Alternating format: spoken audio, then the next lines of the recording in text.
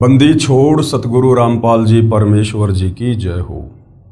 परम पिता परमात्मा सारी सृष्टि के रचनहार कुल मालिक असंख्य ब्रह्मांडों के स्वामी जगत गुरु तीनों लोकों में प्रवेश करके सबका धारण पोषण करने वाले राजाधीराज आत्माधार नाथों के नाथ देवों के देव महादेव सर्वेश्वर महेश्वर मृत्युंजय अजरो अमर आदि अनादि सनातनी प्रभु जगत पिता जगदीश्वर श्री श्री 1008 की उपाधि के वास्तविक अधिकारी अकाल मूरत शब्द स्वरूपी राम वासुदेव सर्वगतम ब्रह्म परम पूज्य प्रथम पूज्य परम संत परम पुरुष परम धनी परम दयालु सत्य कबीर हक्का कबीर अल्लाहू अकबर बाखबर अल्लाह ताला जगत के तारणहार जगत के मुक्तिदाता जगत के जगन्नाथ हारे के सहारे हिंदुओं के राम मुसलमानों के अल्लाह सिखों के वाहिगुरु ईसाइयों के मसीह दया के सागर दयानिधि करुणा के सागर करुणानिधि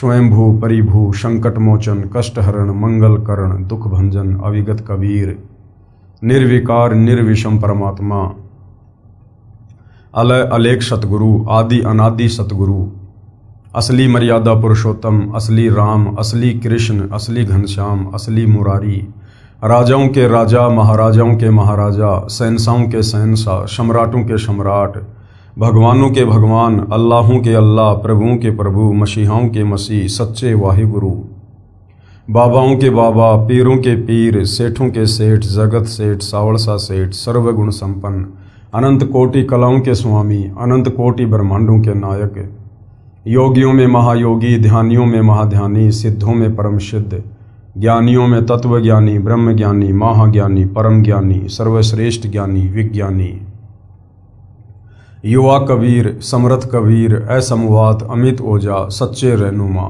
करीम अल्लाह सुबहान अल्लाह दुनिया के अंतिम पैगंबर 8 सितंबर 1951 से गांव धनाना जिला सोनीपत हरियाणा भारतवर्ष की पावन भूमि पे प्रकट रियल कल्कि भगवान श्री नारायण साकार हरि श्री बाबा साहेब नूर अनंत परमात्मा सच्चे दरवेश सच्चे बाखबर संत श्रोमणी सतगुरु रामपाल जी परमेश्वर जी के चरण कमल में आप और हम सभी भाई बहनों का अनंत कोटि दंडवत प्रणाम। सत्साई भाई और बहनों, बहुत बड़ी दया बहुत बड़ी मेहर पूज्य गुरुदेव भगवान की परमेश्वर रामपाल जी की जिनके शुभ आशीर्वाद से विशेष आशीर्वाद से उन्हीं के सत्संगों के संग्रह के ऊपर बन चुकी पवित्र आध्यात्मिक पुस्तक कबीर बड़ा या कृष्ण के ऊपर वीडियो बनाने की श्रृंखला जारी है। इसी श्रृंखला में आज हमारा ये 30वें नंबर का वीडियो है।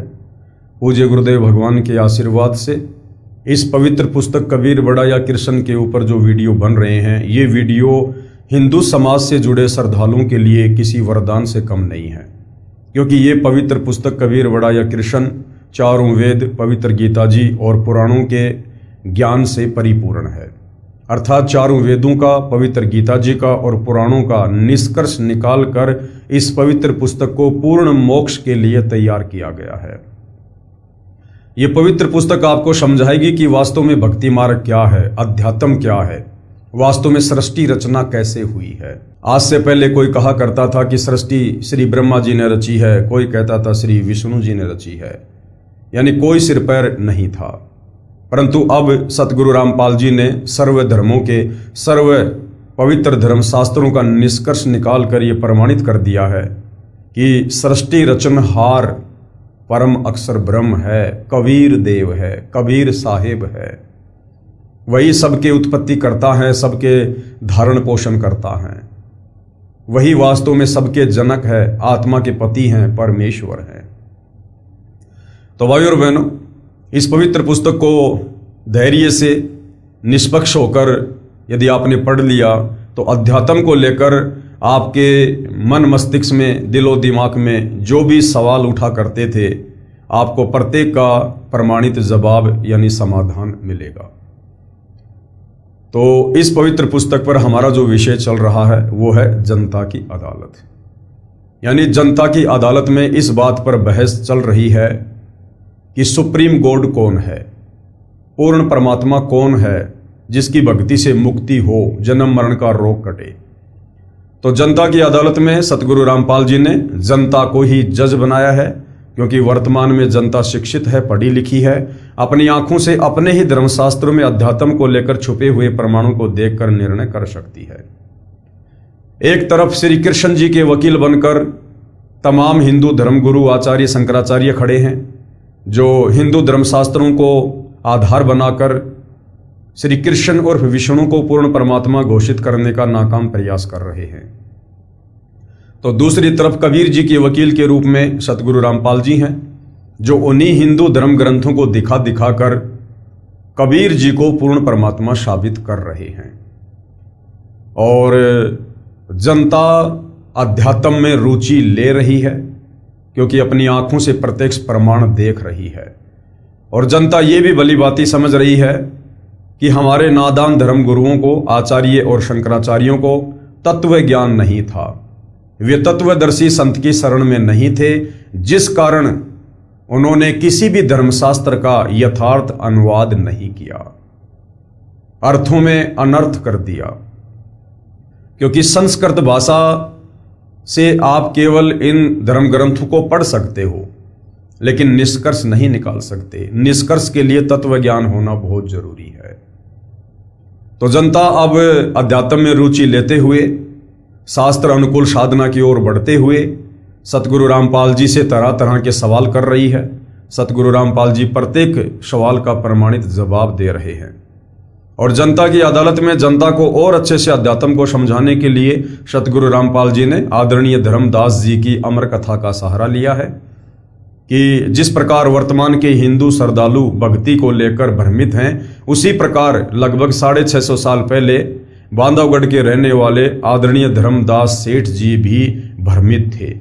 वो श्री विष्णु जी को अपना इष्ट मानते थे, 68 तीर्थों की यात्रा पर निकले हुए थे। और उसी दौरान कबीर परमेश्वर सतलोक से चलकर एक जिंदा बाबा का रूप बनाकर मथुरा में उनसे मिले और उन्हें पवित्र गीता जी के अनुसार ज्ञान देने लगे।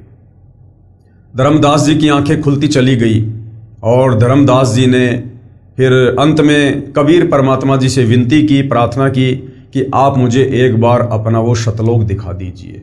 अगर मैं आंखों से सतलोक देख लूंगा तो मुझे विश्वास हो जाएगा। हालांकि भाई और बहनों, विश्वास करने का ये कोई तरीका नहीं है, क्योंकि ये ज्ञान मार्ग है। यदि विश्वास करना है तो अपने गुरु के वचनों को सत्य मानकर, और जो प्रमाण गुरु तमाम धर्म ग्रंथों से दिखा रहे हैं, हमने उनको आधार बनाकर ही इस भक्ति मार्ग पर चलना होता है।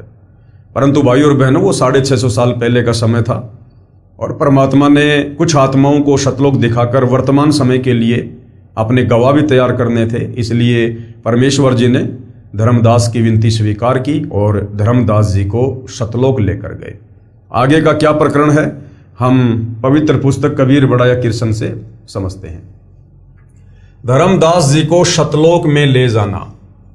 6 महीने तक परमेश्वर जिंदा नहीं आए, क्योंकि धर्मदास जी को बार बार परमात्मा समझा रहे थे, लेकिन धर्मदास जी बीच बीच में विचलित हो जाते थे और काल प्रेरणा से जिंदा बाबा रूप में कबीर परमेश्वर जी का विरोध कर देते थे, जिस कारण से परमात्मा अंतर्ध्यान हो जाया करते थे। तो जब परमेश्वर अंतर्ध्यान हुए, उसके बाद धर्मदास बहुत ज्यादा डर गया, विचलित हो गया, भयभीत हो गया कि अब ना जाने मुझे वो महात्मा जी दोबारा मिलेंगे या नहीं मिलेंगे। 6 महीने तक परमेश्वर जिंदा नहीं आए। धर्मदास रो रो अकुलाए, खाना नामात्र रह गया। दिन में कई कई बार घंटों रोना, शरीर सूख कर काटा हो गया।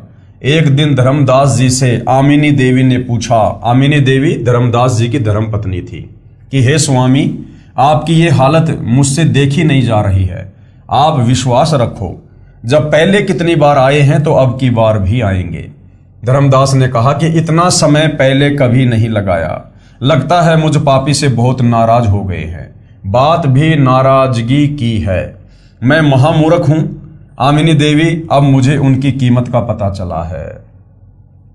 भोले भाले नजर आते हैं, वे परमात्मा के विशेष कृपा पात्र हैं। इतना ज्ञान देखा न सुना। आमिनी ने पूछा कि उन्होंने बताया होगा कि वे कैसे मिलते हैं। परमेश्वर जी ने आमिनी देवी के अंदर प्रेरणा की और आमिनी ने पूछा कि उस महात्मा जी ने कुछ तो बताया होगा कि उनसे मिलने का क्या तरीका है। तो आमिनी ने धर्मदास जी से पूछा कि उन्होंने कुछ तो बताया होगा, कहाँ कहाँ जाते हैं। धर्मदास जी ने कहा कि वे कह रहे थे कि मैं वहां अवश्य जाता हूं जहां पर धर्म भंडारे यानी लंगर होते हैं, वहां लोगों को ज्ञान समझाता हूं। आमिनी देवी ने कहा कि आप भंडारा ही कर दो, हो सकता है कि जिंदा बाबा आ जाएं। धर्मदास जी बोले कि मैं तो 3 दिन का भंडारा करूंगा। आमिनी देवी पहले तो कंजूसी करती थी। धर्मदास 3 दिन का भंडारा कहता था तो वह 1 दिन पर अड़ जाया करती थी, परंतु उस दिन आमिनी ने तुरंत हां कर दी कि कोई बात नहीं, आप 3 दिन का भंडारा करो। आमिनी देवी ने सोचा अगर मैंने मना कर दिया और कहीं धर्मदास जी के प्राण निकल गए तो ये धन, ये पैसा मेरे किस काम रह जाएगा। तो आमिनी देवी ने 3 दिन के भंडारे के लिए परमात्मा जी की प्रेरणा से धर्मदास जी को हाँ कर दी। धर्मदास जी ने दूर दूर तक 3 दिन के भोजन भंडारे का संदेश भिजवा दिया, साधुओं का निमंत्रण भिजवा दिया। निश्चित दिन को भंडारा शुरू हो गया। 2 दिन बीत गए, साधु महात्मा आए, ज्ञान चर्चा होती रही, परंतु जो ज्ञान जिंदा बाबा ने बताया था उसका उत्तर किसी के पास नहीं पाया। धर्मदास जी जानबूझकर साधुओं से प्रश्न करते थे कि क्या ब्रह्मा विष्णु शिव का भी जन्म होता है। उत्तर वही घिसा पिटा मिलता कि इनके कोई माता पिता नहीं हैं। इससे धर्मदास को स्पष्ट हो जाता कि वह जिंदा महात्मा नहीं आया है। वेश बदलकर आता तो भी ज्ञान तो सही बताता। तीसरे दिन भी दोपहर तक में जिंदा बाबा नहीं आए। धर्मदास जी ने दृढ़ निश्चय करके कहा कि यदि आज जिंदा बाबा नहीं आए तो मैं आत्महत्या करूंगा। ये फाइनल फैसला धर्मदास जी ने कर लिया। ऐसे जीवन से मरना भला। परमात्मा तो अंतर्यामी है, जान गए कि आज भगत पक्का मरेगा। उसी समय कुछ दूरी पर कदम का पेड़ था, उसके नीचे उसी जिंदा वाली वेशभूषा में बैठे धर्मदास को दिखाई दिए। धर्मदास दौड़ कर गया, ध्यानपूर्वक देखा, जिंदा महात्मा के गले से लग गया, अपनी गलती की क्षमा मांगी, कभी ऐसी गलती न करने का बार बार वचन किया। तब परमात्मा धर्मदास के घर में गए। आमिनी तथा धर्मदास दोनों ने बहुत सेवा की, दोनों ने दीक्षा ली। परमात्मा ने जिंदा रूप में उनको प्रथम मंत्र की दीक्षा दी। कुछ दिन परमेश्वर उनके बाग में रहे। फिर एक दिन धर्मदास ने ऐसी ही गलती कर दी। आगे चलकर धर्मदास ने एक और ऐसी ही गलती कर दी और परमात्मा अचानक गायब हो गए। यानी धर्मदास जी ने सतलोक देखने की जिद कर ली, जबकि जिंदा बाबा रूप में कबीर परमात्मा कह रहे थे कि धर्मदास, जो मैं कह रहा हूं उसी पर विश्वास कर। अगर तुझे मेरी बातों पर विश्वास नहीं है तो क्या फायदा तुझे सतलोक दिखाने का। तो धर्मदास जी ने बहुत ज्यादा जिद कर ली, जिस कारण से कबीर परमात्मा जी फिर से अंतर्ध्यान हो गए। और अंतर्ध्यान होने का कारण यह भी था कि परमात्मा उसको दृढ़ करना चाहते थे। धर्मदास जी ने अपनी गलती को घृणा महसूस किया, खाना पीना त्याग दिया, प्रतिज्ञा कर ली कि जब तक दर्शन नहीं दोगे पीना खाना बंद। धर्मदास शरीर से बहुत दुर्लभ हो गए, उठा बैठा भी नहीं जाता था। छठे दिन परमात्मा आए, धर्मदास को अपने हाथों उठाकर गले से लगाया, अपने हाथों खाना खिलाया। धर्मदास ने पहले चरण धोकर चरणामृत लिया, फिर ज्ञान चर्चा शुरू हुई। धर्मदास जी ने पूछा कि आप जी को इतना ज्ञान कैसे हुआ। परमेश्वर जी ने कहा कि मुझे सतगुरु मिले हैं, वे काशी शहर में रहते हैं। थे खुद कबीर परमात्मा, लेकिन अपने आप को छुपा रहे थे धर्मदास जी के सामने। उनका नाम कबीर है, वे तो स्वयं परमेश्वर हैं, सतगुरु का रूप बनाकर लीला कर रहे हैं, जुलाहे का कार्य करते हैं। उन्होंने मुझे सतलोक दिखाया, वह लोक सबसे प्यारा है, वहां जो सुख है वह स्वर्ग में भी नहीं है। सदाबहार फलदार वृक्ष, सुंदर बाग, दूध की नदियां बहती हैं, सुंदर नर नारी रहते हैं, वे कभी बूढ़े नहीं होते, कभी मृत्यु नहीं होती। जो सतगुरु से तत्व ज्ञान सुनकर सतनाम की प्राप्ति करके भक्ति करता है वह उस परम धाम को प्राप्त करता है।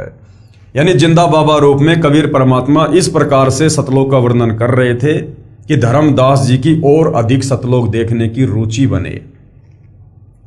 इसी का वर्णन गीता अध्याय 15 श्लोक 4 में भी है। धर्मदास जी ने हट करके कहा कि हे महाराज, मुझे वह अमर लोक दिखाने की कृपा करें ताकि मेरा विश्वास दृढ़ हो। परमेश्वर जी ने कहा कि आप भक्ति करो, जब शरीर त्याग कर जाएगा तो उस लोक को प्राप्त करेगा। धर्मदास जी के अधिक आग्रह करने पर परमेश्वर जिंदा ने कहा कि चलो आपको शतलोक ले चलता हूं। धर्मदास की आत्मा को निकालकर ऊपर शतलोक में ले गए। परमेश्वर के दरबार के द्वार पर एक संतरी खड़ा था। जिंदा बाबा के रूप में खड़े परमेश्वर ने द्वारपाल से कहा कि धर्मदास को परमेश्वर के दर्शन करा कर लाओ। द्वारपाल ने एक अन्य हंस, यानी शतलोक में भगत को हंस कहते हैं, उससे कहा कि धर्मदास को परमेश्वर के सिंहासन के पास ले जाओ, सत्य पुरुष के दर्शन करवा कर लाओ। वहां पर बहुत सारे हंस यानी भगत तथा हंसनी यानी नारी भगतमती इकट्ठे होकर नाचते गाते धर्मदास जी को सम्मान के साथ लेकर चले। सब हंसों तथा नारियों ने गले में सुंदर मालाएं पहन रखी थी। उनके शरीर का प्रकाश 16 सूर्यों के समान था। जब धर्मदास जी ने तख्त यानी सिंहासन पर बैठे सत्य पुरुष जी को देखा तो वही स्वरूप था। जब धर्मदास जी ने शतलोक में सिंहासन पर कबीर परमात्मा जी को बैठे हुए देखा तो क्या देखा कि ये तो वही महाराज है जो नीचे मुझे बार बार जिंदा बाबा के रूप में मिल रहे थे, मुझे ज्ञान समझा रहे थे। ये तो वही महाराज जी हैं। उनके शरीर का प्रकाश 16 सूर्यों के समान था। जब धर्मदास जी ने तख्त सिंहासन पर बैठे सत्य पुरुष जी को देखा तो वही स्वरूप था जो धरती पर जिंदा बाबा के रूप में था। परंतु यहां पर परमेश्वर के एक रोम यानी शरीर के एक बाल का प्रकाश करोड़ सूर्यों तथा करोड़ चंद्रमाओं के प्रकाश से भी कहीं अधिक था। जिंदा रूप में नीचे से गए परमात्मा तख्त पर विराजमान अपने ही दूसरे स्वरूप पर चवर करने लगा। धर्मदास ने सोचा कि जिंदा तो इस परमेश्वर का सेवक होगा, परंतु सूरत मिलती जुलती है। कुछ देर में तख्त पर बैठा परमात्मा खड़ा हुआ तथा जिंदा सिंहासन पर बैठ गया। तेजोमय शरीर वाले प्रभु जिंदा के शरीर में समा गया। धर्मदास शर्म के मारे पानी पानी हो गया। अपने आप को कोसने लगा कि मैं कैसा दुष्ट हूं, मैंने परमेश्वर को कितना दुखी किया, कितना अपमानित किया, मुझे वहां विश्वास नहीं हुआ। जब दर्शन करवाकर सतलोक के भगत वापस लाए, 3 दिन तक परमात्मा के सतलोक में रहा। उधर से धर्मदास को 3 दिन से अचेत देखकर घर गांव तथा रिश्तेदार व मित्र बांधवगढ़ में धर्मदास जी के घर पर इकट्ठे हो गए। कोई झाड़ फूक करा रहा था, कोई वैद्य से उपचार करा रहा था, परंतु सब उपाय व्यर्थ हो चुके थे। किसी को आशा नहीं रही थी कि धर्मदास जिंदा हो जाएगा। तीसरे दिन परमात्मा ने उसकी आत्मा को शरीर में प्रवेश करा दिया। धर्मदास जी को उस बाग से उठाकर घर ले गए थे जहां से परमात्मा उसको सतलोक लेकर गए थे। धर्मदास सचेत हो गया था। परमेश्वर ने उसकी आत्मा को वापस शरीर में छोड़ दिया। धर्मदास सचेत हो गया था। धर्मदास जी सचेत होते ही उस बाग में उसी स्थान पर गए तो वही परमात्मा जिंदा बाबा के रूप में बैठे थे। कबीर परमात्मा उसी बाग में आकर उसी जिंदा वाले रूप में बैठ गए। धर्मदास जी चरणों में गिर गए और कहने लगे, हे प्रभु, मुझ अज्ञानी को क्षमा करो प्रभु। अवगुण मेरे बाप जी, बख्शो गरीब निवाज, जो मैं पूत कपूत हूं, बहुर पिता को लाज। मुझे विश्वास नहीं हो रहा था कि आप परमात्मा हैं, आप परम अक्षर ब्रह्म हैं। कभी कभी आत्मा तो कहती थी कि पूर्ण ब्रह्म के बिना ऐसा ज्ञान पृथ्वी पर कौन सुना सकता है। आज भी वही बात है भाई और बहनों। इस पूर्ण ब्रह्म कबीर देव के अलावा तत्वदर्शी संत की भूमिका करते हुए सर्व धर्मशास्त्रों का ऐसा निर्मल ज्ञान कौन दे सकता है। सतगुरु रामपाल जी स्वयं कबीर परमात्मा हैं, कबीर परमेश्वर हैं। गीता अध्याय 4 श्लोक 34 वाले तत्वदर्शी संत हैं और तत्वदर्शी संत की भूमिका खुद कबीर परमात्मा जी ही निभाते हैं। अपने द्वारा रची सृष्टि का ज्ञान वो कबीर परमात्मा खुद ही आकर बताता है। तो भाई और बहनों, आज मौका है, धर्मदास जी की तरह धोखा मत खाइए। सतगुरु रामपाल जी के सत्संग सुनकर तुरंत उनसे उपदेश लेकर अपनी आत्मा के कल्याण में आगे बढ़िए। परंतु मन तुरंत विपरीत विचार खड़े कर देता था। हे सत्य पुरुष, आपने अपने शरीर की वह शोभा जो शतलोक में है यहां क्यों प्रकट नहीं कर रखी? कि परमात्मा आपके शरीर का जो तेज सतलोक में है वो आपने यहां पर क्यों नहीं कर रखा? परमेश्वर जी ने कहा कि धर्मदास, यदि मैं उसी प्रकाश युक्त शरीर से इस काललोक में आ जाऊं तो क्षर पुरुष यानी 21 ब्रह्मांड का स्वामी, ये ज्योति निरंजन काल ब्रह्म, ब्रह्मा विष्णु महेश का पिता, दुर्गा का पति, ज्योति निरंजन भी इसी को कहते हैं। ये व्याकुल हो जाएगा। मैं अपना सर्व कार्य गुप्त करता हूं। ये मुझे एक सिद्धि वाला संत मानता है, लेकिन इसको ये नहीं मालूम कि मैं कहां से आया हूं, कौन हूं। परमेश्वर ने धर्मदास से प्रश्न किया कि आपको कैसा लगा मेरा देश। धर्मदास जी बोले, हे परमेश्वर, इस संसार में अब मन नहीं लग रहा। उस पवित्र स्थान के सामने तो ये काल का संपूर्ण लोक यानी 21 ब्रह्मांडों का क्षेत्र नरक के समान लग रहा है। जन्म मरण यहाँ का अटल विधान है। 84 लाख प्रकार के प्राणियों के जीवन भोगना भी अनिवार्य है। प्रत्येक प्राणी इसी आशा को लेकर जीवित है कि अभी नहीं मरूंगा, परंतु फिर भी कभी भी मृत्यु को प्राप्त हो जाता है। प्रत्येक प्राणी एक दूसरे से कपट से बातें करता है, लेकिन आपके सतलोक में सब व्यक्ति प्यार से बातें करते हैं, निष्कपट व्यवहार करते हैं। मैंने तीनों दिन यही जांच की थी। यदि धर्मदास जी अपने घर पर उपस्थित सौजनों को न देखते जो उसके अचेत होने के साक्षी थे, तो समझते कि कोई स्वप्न देखा होगा, परंतु अब दृढ़ निश्चय हो गया था। उपरोक्त वर्णन पवित्र कबीर सागर अध्याय ज्ञान प्रकाश पेज नंबर 57-58 पर, मोहम्मद बोध पेज नंबर 20 और 21 पर, 10 मुकामी रेखता ज्ञान स्थिति बोध पेज 83 पर, अमल मूल पृष्ठ 202 पर है। पेश है कबीर सागर के अध्याय ज्ञान प्रकाश के पेज नंबर 57-58 की फोटो कॉपी। यानी जो कबीर सागर है, जो 650 साल पहले इन्हीं धर्मदास जी को निमित्त बनाकर कबीर परमात्मा जी ने लिखवाया था, जिसको कबीर वाणी कहते हैं, 5वां वेद सूक्ष्म वेद कहते हैं। उसमें इस बात का पुख्ता प्रमाण है कि किस प्रकार से कबीर परमात्मा जिंदा बाबा के रूप में धर्मदास जी को सतलोक लेकर गए और सतलोक दिखाकर उनको वापस छोड़ा। ये कबीर सागर में साफ साफ लिखा हुआ है।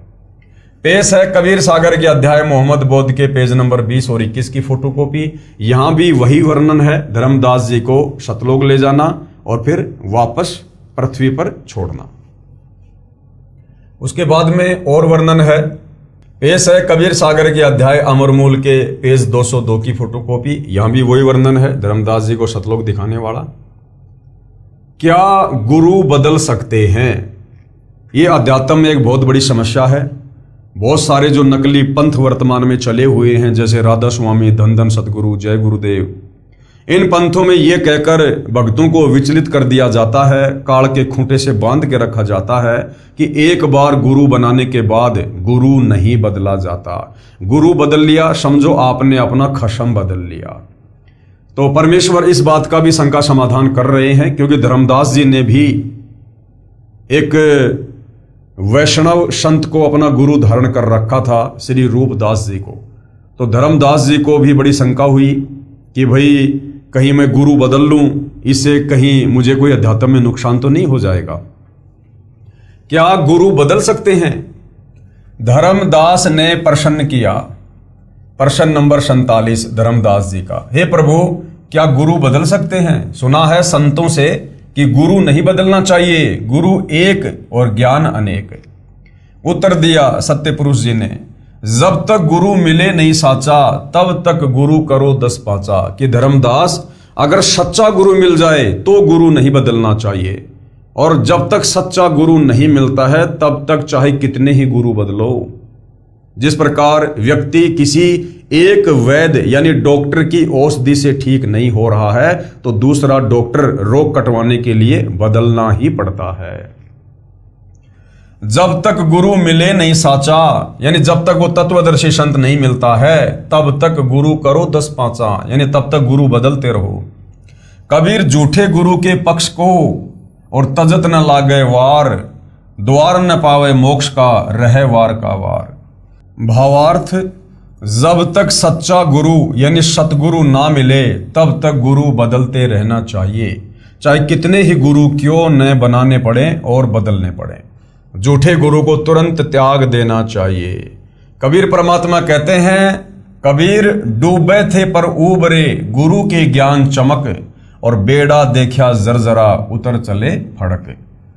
जिस समय मुझे सत्य गुरु मिले, उनके ज्ञान के प्रकाश से पता चला कि हमारा ज्ञान और समाधान गलत है। जो ऐसे गुरु बदल दिया जैसे किसी डर से पशु फड़क कर बहुत तेज दौड़ता है।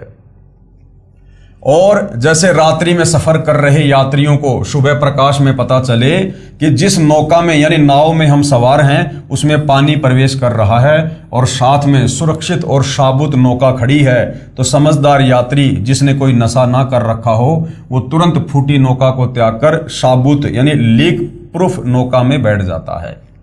मैंने जब काशी में कबीर जी सच्चे गुरु का ये ज्ञान सुना जो आपको सुनाया है, तो जाति धर्म को नहीं देखा, उसी समय सत्य गुरु की शरण में चला गया और दीक्षा मंत्र लेकर भक्ति कर रहा हूं। सतगुरु ने मुझे दीक्षा देने का आदेश दे रखा है। हे धर्मदास, विचार कीजिए, यदि एक वैद्य से रोगी स्वस्थ नहीं होता तो क्या अन्य डॉक्टर के पास नहीं जाता?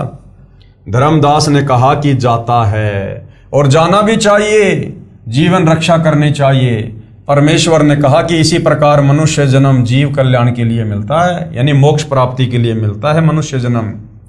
और जीव को जन्म मरण का दीर्घ रोग लगा है, ये सतनाम तथा सारनाम बिना समाप्त नहीं हो सकता। दोनों मंत्र काशी में सतगुरु कबीर जी के पास हैं, उनसे मिलते हैं, पृथ्वी पर और किसी के पास नहीं है। आप काशी में जाकर दीक्षा लेना, आपका कल्याण हो जाएगा, क्योंकि सत्य गुरु के बिना मेरा वह सतलोक प्राप्त नहीं हो सकता। धर्मदास जी ने कहा कि आप स्वयं सत्य पुरुष हैं, अब मैं धोखा नहीं खा सकता, आप अपने को छुपाए हुए हैं। हे प्रभु, मैंने गुरु रूपदास जी से दीक्षा ले रखी है, मैं पहले उनसे गुरु बदलने की आज्ञा लूंगा, यदि वे कहेंगे तो मैं गुरु बदलूंगा।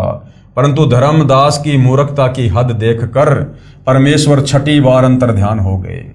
आंखों से सतलोक देखने के बाद, जिंदा बाबा को सतलोक के सिंहासन पर बैठा हुआ देखने के बाद भी धर्मदास डर रहा था और कह रहा था कि यदि मेरा पहले वाला गुरु रूपदास मुझे आज्ञा देगा तो मैं आपको गुरु धारण करूंगा।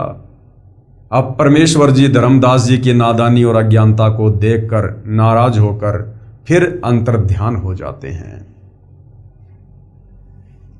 यदि वे कहेंगे तो मैं गुरु बदलूंगा, परंतु धर्मदास की मूर्खता की हद देखकर परमेश्वर छठी बार अंतर्ध्यान हो गए। धर्मदास जी फिर व्याकुल हो गए। पहले रूपदास जी के पास गए जो श्री कृष्ण अर्थात श्री विष्णु जी के पुजारी थे, जो वैष्णव पंथ से जुड़े थे। धर्मदास जी ने संत रूपदास जी से सर्व घटना बताई तथा गुरु बदलने की आज्ञा चाही। संत रूपदास जी अच्छी आत्मा के इंसान थे। उन्होंने कहा, बेटा धर्मदास, जो ज्ञान आपने सुना है, जिस जिंदा बाबा से ये ज्ञान भगवान ही बता सकता है। मेरी तो उम्र अधिक हो गई है, मैं तो इस मार्ग को त्याग नहीं सकता। आपकी इच्छा है तो आप उस महात्मा से दीक्षा ले सकते हो। तब धर्मदास जी काशी में गए, वहां पर कबीर जुलाई की झोपड़ी का पता किया। वहां कपड़ा बुनने का कार्य करते कबीर परमेश्वर को देखकर आश्चर्य का ठिकाना नहीं रहा। खुशी भी अपार हुई कि सतगुरु तथा परमेश्वर यही है। तब उनसे दीक्षा ली और अपना कल्याण कराया। कबीर परमेश्वर जी ने धर्मदास जी को फिर 2 अक्षर, जिसमें एक ओम और दूसरा मंत्र है तत्, जो सांकेतिक है, जिसको सतनाम कहते हैं, वो सतनाम का मंत्र दिया। फिर सारनाम देकर सतलोक का वासी किया। अब भाइयों और बहनों, ये धर्मदास जी की अमर कथा कबीर परमेश्वर सतगुरु रामपाल जी जनता की अदालत में हिंदू धर्म से जुड़े श्रद्धालुओं को सुना रहे हैं और साथ में पवित्र कबीर सागर से और अन्य हिंदू धर्म ग्रंथों से प्रमाण भी दिखा रहे हैं। और जनता की अदालत में जनता धीरे धीरे इन सर्व धर्मशास्त्रों से ये प्रमाण देख देख कर आश्वस्त होती जा रही है कि वास्तव में इस पृथ्वी पर यदि किसी के पास सतभक्ति है, यदि कोई सतगुरु कहलाने का अधिकारी है, यदि किसी के पास शास्त्र अनुकूल साधना है, कंप्लीट मोक्ष मार्ग है, तो सतगुरु रामपाल जी के पास है। और यदि कोई पूर्ण परमात्मा है तो केवल कबीर देव हैं। और जनता अपनी तमाम शंकाओं के समाधान के साथ साथ अध्यात्म में रुचि लेते हुए निरंतर आगे की ओर बढ़ रही है।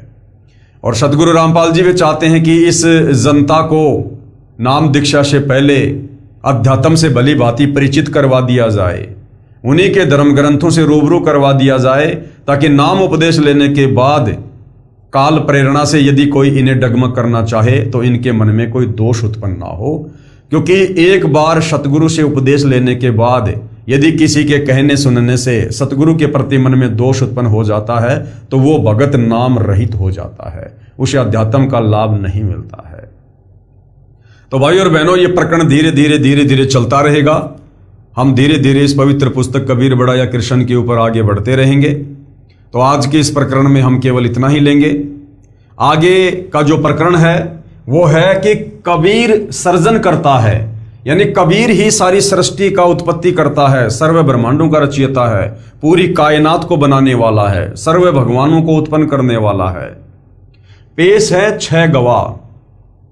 कौन कौन वो महापुरुष हैं जिन्होंने कबीर जी के सतलोक को देखा, जिन महापुरुषों की आत्मा को शरीर से निकालकर कबीर जी सतलोक लेकर गए, उन्हें सर्व ब्रह्मांडों से परिचित करवाया, ब्रह्मा विष्णु महेश से परिचित करवाया, धर्मराज के दरबार में ले जाकर उन्हें सब कुछ आंखों दिखाया, दुर्गा जी का लोक दिखाया, ज्योति निरंजन का 21वां ब्रह्मांड दिखाया जहां पर ये खुद बैठा रहता है, तपतशिला दिखाई, स्वर्ग दिखाया, नरक दिखाया, अक्षर पुरुष के 7 संग ब्रह्मांड दिखाए और जहां अक्षर पुरुष बैठा रहता है वो जगह दिखाई। उसके बाद सतलोक लेकर गए, सतलोक की सर्व रचना से परिचित कराया, वहां के सर्व सुखों से परिचित करवाया और नीचे आकर उन तमाम आत्माओं ने डंके की चोट पर आंखों देखा हाल धर्म ग्रंथ लिख लिख कर या वैसे भी वाणी और चौपाइयों के माध्यम से, दोहों के माध्यम से देश और दुनिया को जगाया। और उन महापुरुषों के आज वो पवित्र ग्रंथ भी हमारे समक्ष उपलब्ध हैं, रूबरू हैं। तो आगे चलकर हम इस विषय पर और अधिक जानकारी प्राप्त करेंगे, ताकि जिन महापुरुषों ने आंखों से सतलोक देखा है, जब वो हमें इस विषय पर बताएंगे तो हमारा विश्वास और दृढ़ होगा। तो भाई और बहनों, आज के इस टॉपिक पर केवल इतना ही। आगे फिर परमेश्वर की सेवा में हाजिर होंगे। तब तक पूज्य गुरुदेव भगवान हम सबको आज्ञा दें, आशीर्वाद दें, सद्बुद्धि दें। बंदी छोड़ सतगुरु रामपाल जी परमेश्वर जी की जय हो।